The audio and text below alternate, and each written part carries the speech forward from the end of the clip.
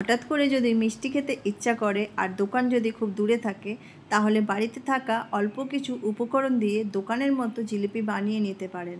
আমি আজকে আপনাদের সঙ্গে জিলিপি রেসিপি শেয়ার করব। তো কিভাবে বানাচ্ছি আমার সঙ্গে দেখতে থাকুন। আমি সঙ্গীতা, আমার বাঙাল ভার্সেস ঘটির রান্নাঘর চ্যানেলে আপনাদের সকলকে স্বাগত জানাই। তো সবার প্রথমে এখানে আমি জিলাপির যে সিরাপটা লাগবে সেটা বানিয়ে নেব। তো তার জন্য এখানে 1 কাপ চিনি নিয়েছিলাম আর 1 কাপ জল।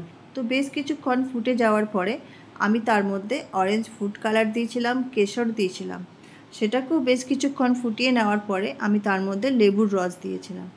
লেবুর রস দেওয়াতে চিনিটা ক্রিস্টালাইজ হবে না। তো সেটাকেও ভালো করে ফুটিয়ে নিয়ে আমি গ্যাসের ফ্লেমটা বন্ধ করে দিই, আর এদিকে আমি জিলিপির যে ব্যাটারটা আছে সেটা তৈরি করে নেব।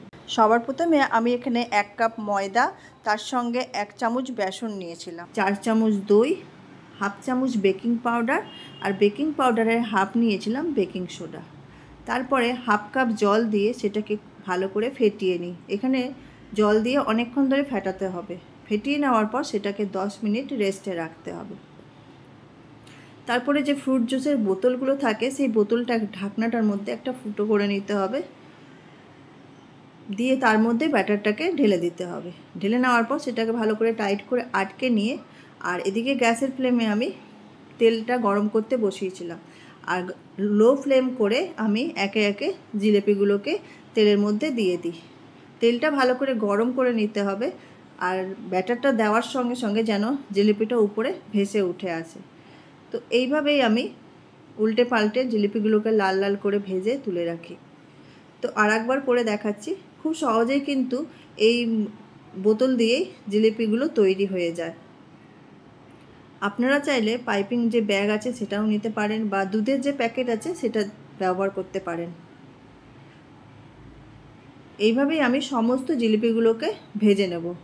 1 কাপ ময়দা দিয়ে বেশ অনেক কটাই জিলিপি তৈরি হয়, আর বাড়িতে বানানো জিনিসের খাওয়ার মজাটাই আলাদা।